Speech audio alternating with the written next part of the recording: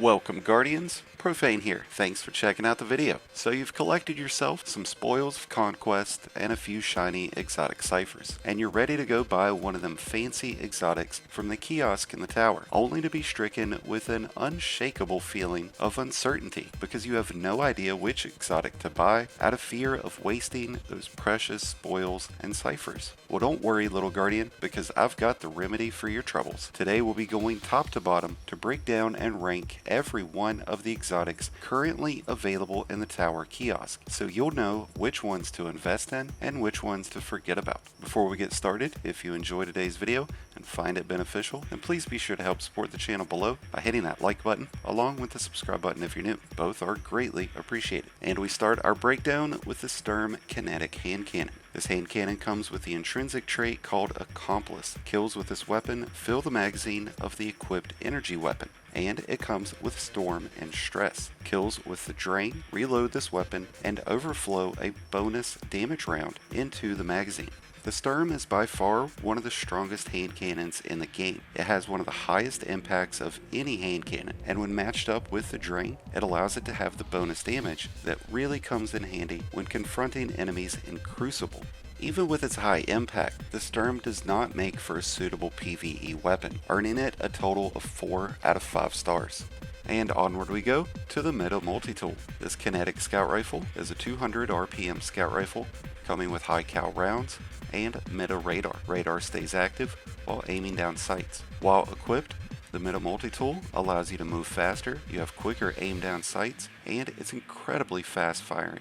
The Meta Multi-Tool is an absolute perfect choice for a Crucible style build, but when it comes to PvE, it just lacks in comparison to the other scout rifles that are in the sandbox. If you're in need of a great PvP weapon, or just looking to add to your collection, the Multi-Tool is a great choice. Otherwise, I would steer clear. Because of its stellar PvP performance though, it does earn 4 out of 5 stars. And with that being said, let's move on to the Rat King. This kinetic sidearm comes with the intrinsic perk called Rat Pack. This fully automatic weapon becomes stronger when nearby allies also have it equipped. It stacks up to 6 times. The Rat King comes with Vermin. Reloading immediately after a kill grants a brief period of invisibility. Once unlocked, the Rat King provides a catalyst with the trait called Infestation. Improved aim assist and recoil direction refreshes health on Vermin invisibility trigger. And while these benefits are impressive, it's all contingent upon having allies with the Rat King. Nevertheless, the Rat King is a more than suitable weapon both for PvP and PvE,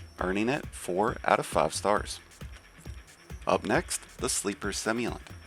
This heavy linear fusion rifle comes with the intrinsic perk called Dorn Roshan. The weapon's laser overpenetrates enemies and refracts off hard surfaces. At many different times throughout its history, the Sleeper Simulant has been considered to be one of the best and strongest DPS weapons in the game. The biggest drawback to Sleeper Simulant would be its extraordinarily long charge time, almost double that of legendary linear fusion rifles. Even still, wielding the Sleeper Simulant is embodying the full force of Rasputin directly from your fingertips, earning the Sleeper Simulant a perfect 5 out of 5 ranking. And over we zip to the World Line Zero. The World Line Zero comes with the intrinsic trait called Tesseract.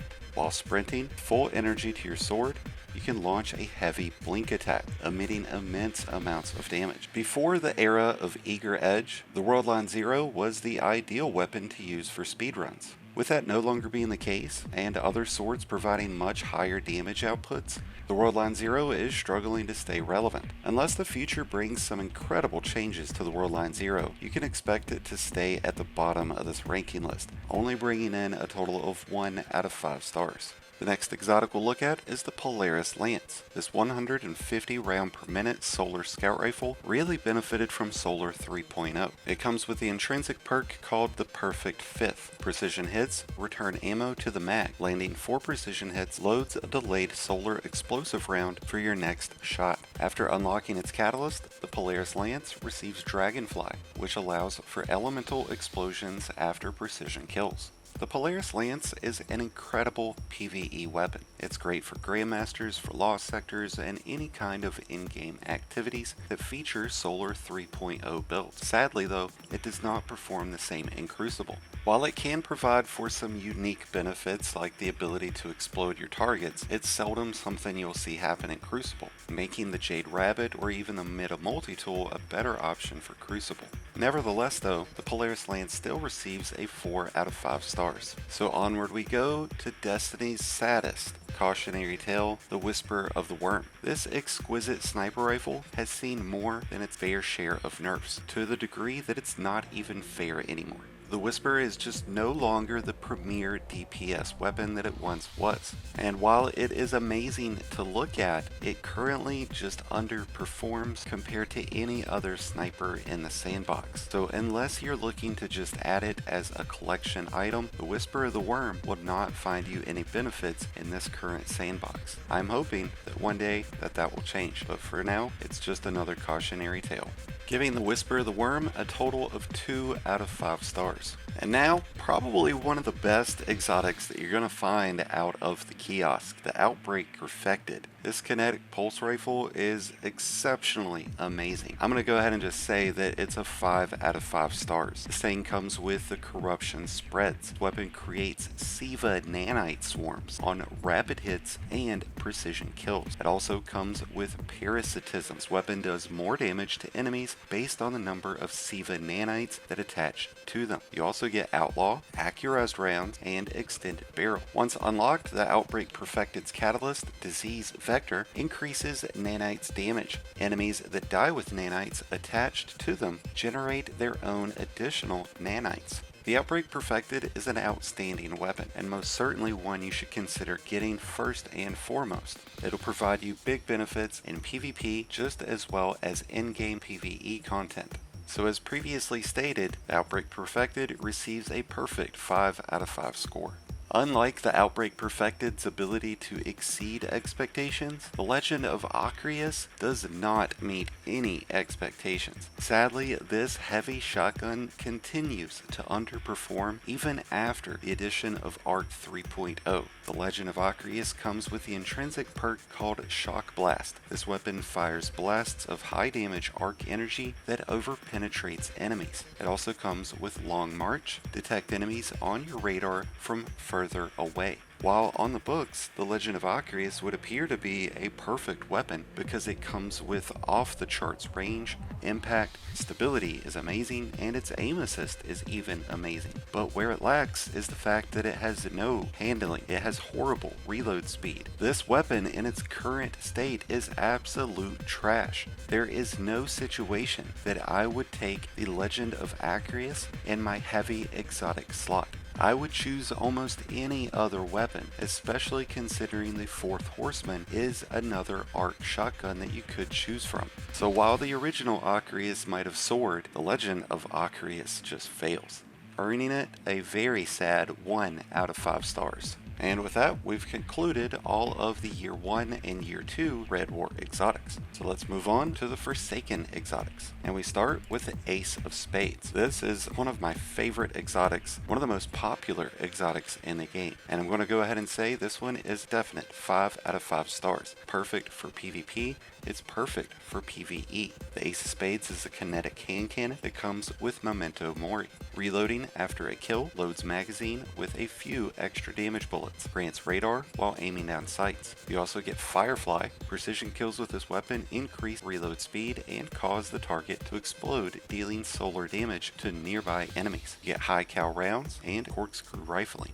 The Ace of Spades comes with a very beneficial catalyst called Funeral Pyre, giving your Firefly extra damage. The Ace of Spades has exceptional impact, exceptional range, and great aim assist. No matter what the featured meta of the sandbox happens to be, the Ace of Spades always continues to outperform and will always continue to receive 5 out of 5 stars. From one hand cannon to another, we move to the last word. This kinetic hand cannon is absolutely notorious. It's an iconic weapon to Destiny. It comes with the intrinsic trait called Fan Fire. This weapon fires full auto, hip fire shots that deal bonus precision damage while increasing reload speed and accuracy. It's a deadly weapon, but it's highly contingent upon the device that you're playing on and whether you're using keyboard and mouse or a controller. The last word is a tried and true Crucible only weapon. It serves no purpose outside of PvP, and with only a few highly skilled players being able to properly wield the last word, I rank the last word at 3 out of 5 stars. So onward we move to Le Menarque. This energy void bow is absolutely versatile for PvP or PvE. Has incredible impact, great accuracy, really solid aim assist, and it comes with the intrinsic perk called Poison Arrows. Arrows fired quickly after a full draw become poison arrows. Precision hits with the poison arrows stun the combatant and spread poison to nearby enemies. Strong against overload champions, a feature just added to Season 18.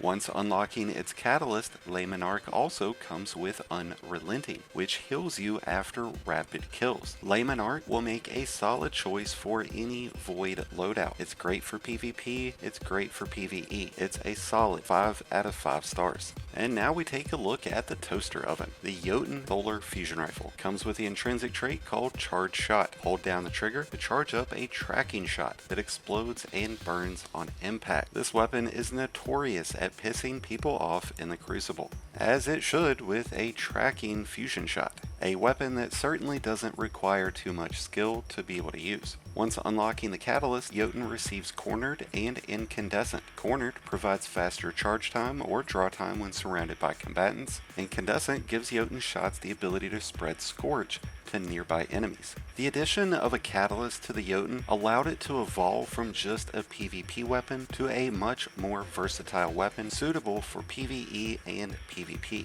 It does remain to be a pain in the ass in Crucible, but because of its catalyst, I am happy to give the Jotun a 4 out of 5 stars.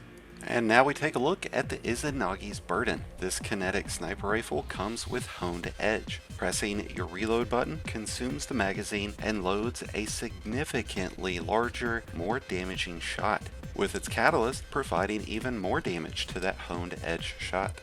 The Izanagi has been featured in many raid loadouts and many Grandmaster loadouts. Season after season, it continues to be one of the highest DPS weapons in the game, providing a unique ability to hot swap back and forth between the Izanagi and a heavy weapon. While it doesn't get much attention in the Crucible, the Izanagi does have the capability of one-shotting any enemy, even with a body shot. The Izanagi is a one-of-a-kind weapon and a must-have exotic. It earns a solid 5 out of 5 stars.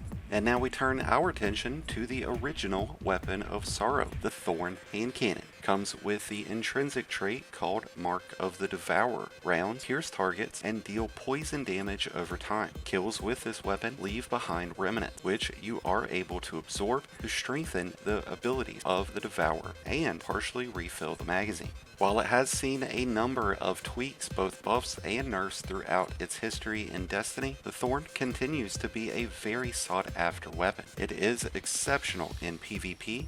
As the years have gone by, the Thorn has been groomed to be more versatile for PvE. While it might not be the number one choice for a loadout, it does provide similar benefits as Osteostriga, with it being a weapon of sorrow. Attempting to take the nostalgia factor out of the Thorn, I give the Thorn a fair 3 out of 5 stars. To provide the perfect balance of light to the darkness that is the Thorn, the Lumina hand cannon came out during the Forsaken DLC and is available in the exotic kiosk. It provides the exact opposite benefits of the Thorn. Instead of Thorn's ability to poison enemies, the Lumina gets noble rounds. Defeating enemies with Lumina leave behind remnants, which after picked up convert your next hip-fired shot into a noble round. These noble rounds seek out your allies and partially refill their magazines automatically. The Lumina comes with an additional benefit called Blessing of the Sky. Using a noble round on an ally both heals them and grants you and them a weapon damage bonus for a short duration. The Lumina serves as a perfect support weapon. Being able to heal your teammates is a great addition for a weapon to have, and makes it extremely versatile both in PvP and in PvE. The Lumina gets a solid 5 out of 5 ranking. Next up, the Truth. This Void rocket launcher comes with the intrinsic trait called Prototype True Seeker. This weapon's rockets have tracking, locking onto targets when aiming down sights, and its tracking rockets are extremely aggressive. The Truth offers a unique magazine with 3 available rockets, and it also comes with grenades and horseshoes. Projectiles will detonate when they are within close proximity to their targets. And while the Truth provides you with the reassurance that each rocket is going to get to its target, the Truth really doesn't stack up in comparison to other rocket launchers, even legendary. There are just far too many other heavy weapons currently in the sandbox that deal more damage and are more versatile for both PvP and PvE, which is why the Truth gets a 2 out of 5 stars. Next up, the Bad Juju Kinetic Pulse Rifle. Comes with String of Curses, kills refill the magazine, increase damage for a short duration, and grant super energy based on the strength of String of Curses. This weapon fires full auto. The Bad Juju is a 450 round per minute pulse rifle. It's a joy to use, it's a pleasure to look at, and it's a great option to use to quickly get your super and abilities back. Great for PvP and great for PvE. Its only downside is that it's a kinetic weapon and not an energy weapon. Even still, because of its exceptional versatility both in PvP and PvE, it's getting a 4 out of 5 stars.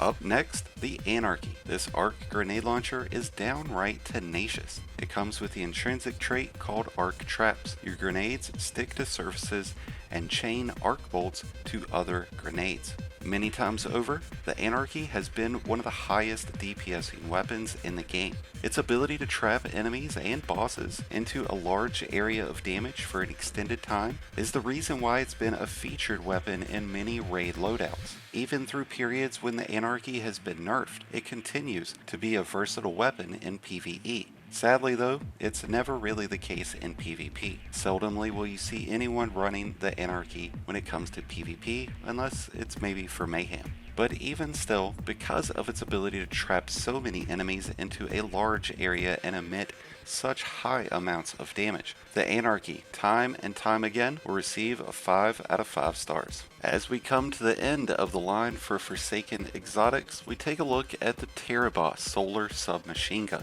Comes with the traits called Bottomless Appetite and Ravenous Beast. Ravenous Beast allows the weapon to store power when dealing or receiving damage. When Ravenous Beast is fully charged, you're able to unleash the power of the beast by holding the reload button. This provides an increase to the Terrorboss rate of fire, its damage, stability, and handling. And Bottomless Appetite allows you to extend the Ravenous Beast perk as long as you're dealing damage. In many ways, the Terrorboss matches the Risk Runner, without having an overshield of course. When it's not receiving the benefits of Ravenous Beast, the Terrorboss simply lacks in stability, handling, and reload speed, making other legendary SMGs, like the Callus Mini Tool, much more appealing for Guardians to use. Even still, the Terrorboss is an extremely fun and useful weapon at clearing out ads, so it's definitely a great weapon to pick up at some point. Overall, the Terrorboss gets a 3 out of 5 stars. As we transition into the Shadowkeep Exotics, we first take a look at the Leviathan's Breath. This heavy void bow comes with the intrinsic perk called Big Game Hunter. Fires a massive, heavy bolt that stuns unshielded combatants, strong against unstoppable champions. And that it is. The Leviathan's Breath is extremely strong against champions. It also comes with a perk called Leviathan Sigh. When fully drawn, the bolt creates a large concussive blast that knocks combatants back. With those kind of perks, what's not to love about the Leviathan's Breath? Oh wait, that's right. How about a draw time of 1328? That's right, this thing's got a ridiculously long draw time, making it a really unoptimal choice for many situations. To this day, the only use that I have for the Leviathan's Breath is to take into certain lost sectors. Otherwise, the Leviathan's Breath serves no real purpose. For many Guardians, the idea of a heavy exotic bow is just unappealing. The Leviathan's Breath could be so much better if it weren't for the ridiculously long draw time. Nevertheless, because of its potency against unstoppable champions and its usefulness in certain lost sectors and even certain Grandmasters, I will be giving it a 2 out of 5. Next up, the Ariana's Vow Solar Hand Cannon. This hand cannon comes with the intrinsic trait called Looks Can Kill. This weapon fires special, shield-piercing ammunition. It comes with a scope, strong against anti-barrier champions. Once unlocking its catalyst, it also comes with auto-reloading, and instead of 6 in the magazine, you get 9 shots. At one point, the Ariana's Vow was the premier weapon to use for any Grandmaster activity, mainly because of its trait Death at First Glance. Bonus damage when aiming down sights on the opening shot of an attack. This bonus is preserved if the shot deals precision damage or strikes an elemental shield. This was an amazing perk to have because it amplified the Ariana's already high impact and provided big amounts of damage. Sadly though, hand cannons and the Ariana's Vow has seen a number of nerfs. It is a 90 round per minute hand cannon, and it kicks like a mule, but it does provide an enormous amount of damage output. In the right hands, the Ariana's Vow can be a lethal weapon even in PvP. Overall, the Ariana's Vow gets 3 out of 5 stars. Next up, the Bastion Fusion Rifle. This fusion rifle is just as unique as the person it's named after, Saint 14. Comes with the intrinsic perk called Saint's Fists. Charges to fire 3 spreads of kinetic slugs, each one capable of piercing an enemy's shield, and extremely lethal against unstoppable champions. While its biggest drawbacks are range and long charge time, the Bastion is one of the heaviest hitting fusion rifles in the game. It allows you to easily cripple your opponents in PvP, and it's devastating against enemies in PvE. The Bastion is a great exotic to have, and it comes in at 4 out of 5 stars. Onward we go to the Symmetry Scout Rifle, a 260 round per minute arc scout rifle, coming with Revolution as its intrinsic trait. This weapon fires full auto.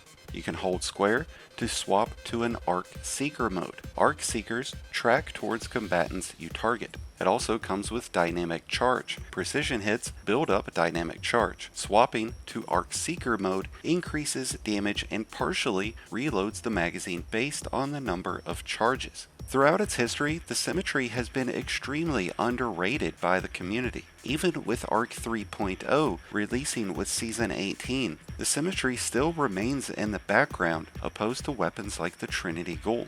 But this doesn't mean that the Symmetry is not a stacked weapon. It has great impact and range, it has great stability and aim assist, and the ability to fire arc-seeking bolts matches up perfectly with Arc 3.0, making the Symmetry an astounding weapon to have whether you're traversing through any PvE content or just simply loading up a Crucible match. The Symmetry is well worth your time and effort.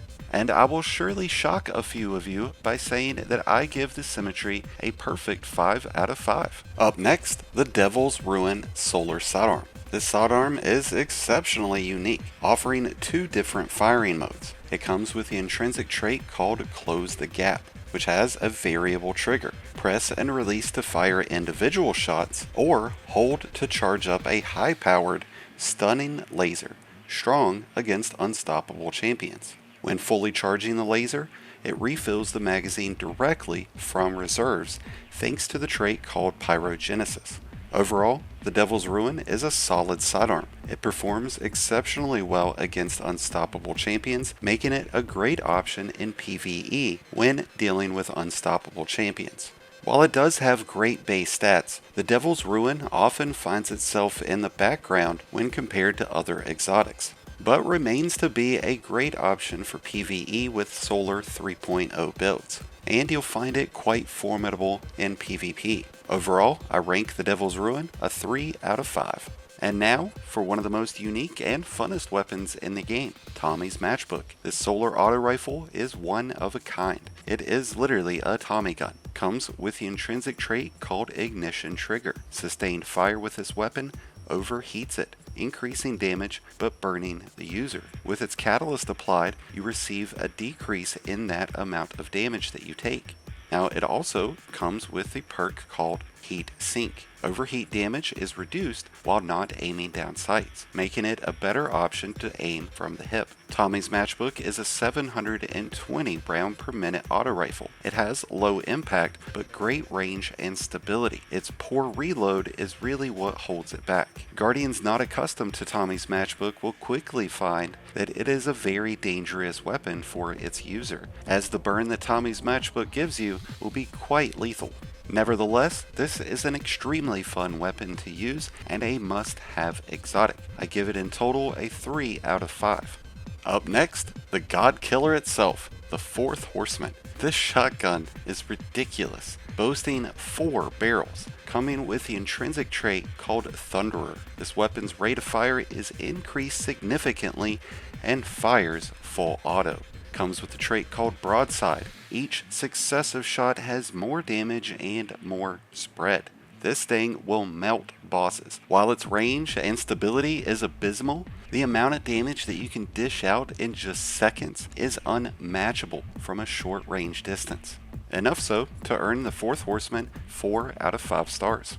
The next exotic we'll look at is one of the most popular exotics currently in the game, the Witherhoard Grenade Launcher. The Witherhoard fires blight projectiles that damage enemies caught within its field for an extended time. A perk that has provided the Witherhoard with the ability to become a staple weapon in many loadouts, both PvP and PvE.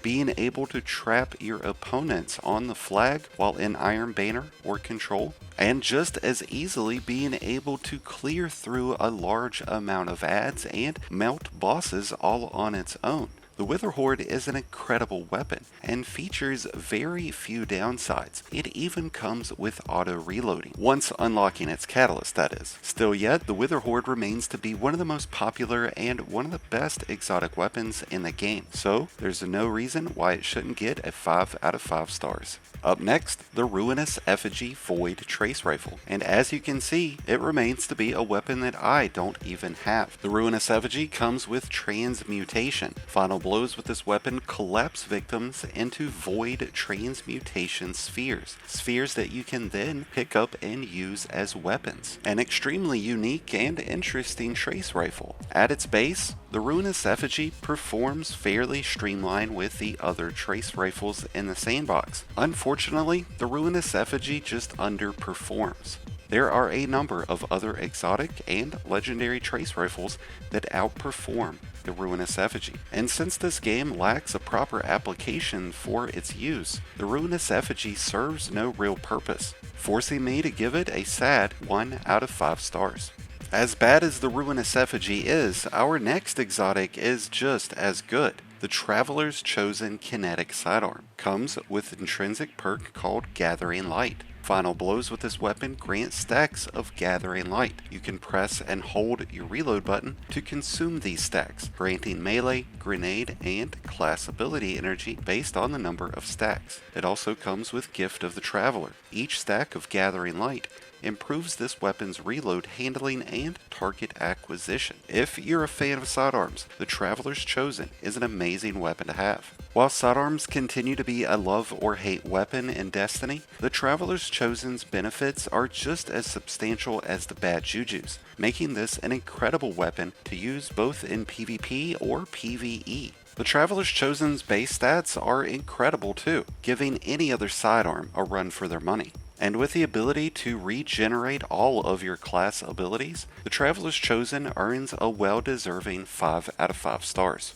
And with that, we've wrapped up all of the Shadowkeep exotics. Starting with the Beyond Light exotics, we take a look at the Duality Solar Shotgun. Comes with the intrinsic trait called Compression Chamber. Fires a pellet spread in hip fire or a single high damage slug while aiming. It also comes with On Black Wings. Pellet Final Blows grants a stacking precision damage and reload speed buff. Precision hits with slugs extend the duration. The Duality is a fitting PvP weapon. It might not be on the same level as the Chaperone, but the Duality is a hard-hitting shotgun nonetheless. It has high impact and high range, great stability and handling, and remarkable aim assist for a shotgun. It's a solid choice for PvP, but that's really where its benefits end. And because of that fact, I give it 3 out of 5 stars.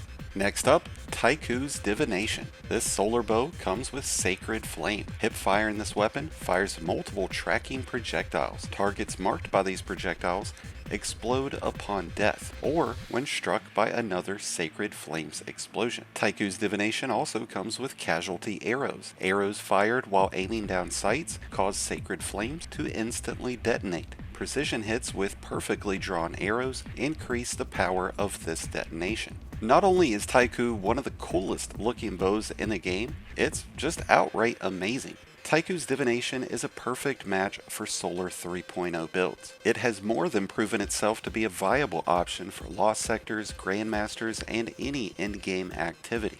And you'll find that the Taiku's Divination is just as lethal in PvP. Along with other bows, Taiku's Divination has seen a recent buff with the release of Season 18, making it a perfect time to pick up the Taiku's Divination. Overall, the Taiku gets 4 out of 5 stars. Next up, the Cryothesia 77K. This is a stasis sidearm. Comes with the intrinsic trait called LN2 Burst. Holding the reload button swaps the firing mode after a final blow, which enables a charged shot, which will freeze your enemy. Comes with a trait called Liquid Cooling. Direct hits by a charged shot instantly freeze the target. Indirect hits freeze combatants and slow opposing guardian. As cool as these perks may sound, they're also found in other perks available on stasis weapons like Headstone. The Cryothesia offers subpar base stats, and with its premier exotic traits being subpar themselves, the Cryothesia is not a very good option or choice at exotics. Sadly, I'll be giving the Cryothesia a 1 out of 5. And now, the Lorentz Driver. This one-of-a-kind linear fusion rifle fits in the energy slot, and it comes with the intrinsic trait called Lagrangian Sight. This weapon marks targets with an automated targeting system. Final blows on marked targets generate a telemetry pattern. Collecting 3 telemetry patterns without dying grants this weapon bonus damage for a long duration. It also comes with M Anomaly. A precision final blow with this weapon creates an implosion that pulls in nearby targets and damages them with an additional detonation. This is an extremely fun weapon to use. Since its inception, the Lorentz Driver has been a nuisance in the Crucible, offering one of the coolest sound effects of any weapon in the game, outside of maybe the Gallahorn, in my opinion. The Lorentz Driver is an extremely useful weapon to have both in Crucible and in PvE activities. You might not find too many Guardians switching off of an Arbalest to go with a Lorentz Driver for Grandmasters, but nevertheless, the Lorentz Driver is an amazing weapon to use and earns a 4 out of 5 stars. And now we take a look at the last Beyond Light exotic available, called the Ager's Scepter Trace Rifle. This is a stasis trace rifle coming with the intrinsic perk called Ager's Call. Final blows with this weapon generate a slowing burst around the defeated target. It also comes with Riga's Refrain. Stasis final blows transfer ammo to this weapon's magazine from reserves. Once unlocked, the catalyst called Will Given Form allows you to switch to an alternate mode to allow draining of your super energy, but at the same time overflowing the magazine and empowering the beam with bonus damage, and the ability to slow and freeze targets until the magazine or super energy runs out, or the weapon is stowed. Can only be activated when your super energy is full. This is an immensely powerful perk to be able to boast on a trace rifle. It gives you the ability to freeze your targets while you're in Grandmasters or Lost Sectors, making the Ager's Scepter an ideal trace rifle for any end-game activity. While it still suffers from the constraints of ammo, just as other trace rifles do, the Ager's Scepter is a suitable weapon, especially in PvE, but you will find it just as formidable in PvP. Overall, Ager's Scepter gets 5 out of 5. Now we move over into the Witch Queen exotics, where we only have 2 current exotics available. The first being the Grand Overture. This is a heavy arc machine gun, coming with the intrinsic trait called Wrath of the Colossus. Heavy slug launcher that charges, then fires full auto while the trigger is held. Comes with the trait Omega Strike. Land hits with the slug launcher to load missiles. Once you have missiles loaded, you can hold reload to switch modes of the Grand Overture to fire your missiles. The Grand Overture is an extremely powerful machine gun. With Arc 3.0 being a focus, and Overload mods being available for heavy machine guns, it's a perfect time to try out the Grand Overture. It's an extremely heavy-hitting machine gun that offers high damage missiles. It's like a mix between a Wardcliffe coil and a Symmetry. It's a perfect weapon to use. The Grand Overture offers a unique trigger system that requires the trigger to be pressed and held before the Grand Overture fires. Overall, the Grand Overture is a solid exotic choice, getting a 4 out of 5 stars. And now last but not least, the Trespasser Arc Sidearm. This beautiful sidearm comes with the intrinsic trait called Unrepentant. Reloading after defeating a target causes the next burst to be a longer, more powerful super burst. The Trespasser also comes with Be the Danger. Final blows with Unrepentant super bursts automatically reload your weapon and provide an unrepentant super burst. The Trespasser does come with ricochet rounds and has incredibly high base stats for impact, range, stability, and handling, even aim assist. And once you've unlocked its catalyst, you get the ability of having tunnel vision. Reloading after defeating a target greatly increases target acquisition and aim down sights. If all of these wonderful traits were offered on a pulse rifle, a scout rifle, a hand cannon, or some other weapon, I can assure you that the Trespasser would see far more use in the community. But unfortunately, because it's a sidearm, it definitely does not see the usage that it rightfully deserves. The Trespasser has exceptional traits, especially when matched up with Arc 3.0 builds. The biggest drawback to the Trespasser is the fact that it's a burst firing sidearm, meaning its recoil is more aggressive than other sidearms, which could be the contributing factor as to why it's been poorly received by the community since Season 17. Nevertheless, the Trespasser is an extremely strong PvP weapon, and it's a formidable PvE weapon as well. I would refrain from using it in endgame activities though. Still yet, the Trespasser gets 3 out of 5 stars. And with that, we've come to an end of our glorious journey in ranking all of the available exotics in the Tower's Exotic Kiosk. How did you feel about today's rankings? Were there a couple that you felt differently about? If so, let me know in the comments below. As always, thank you for checking out today's video. I hope you've enjoyed and found it helpful. If so, then please be sure to help support the channel below by hitting that like button along with the subscribe button if you're new. Both are greatly appreciated and really do help support the channel. And until next time, Guardians, this has been Profane, wishing you all some very happy hunting.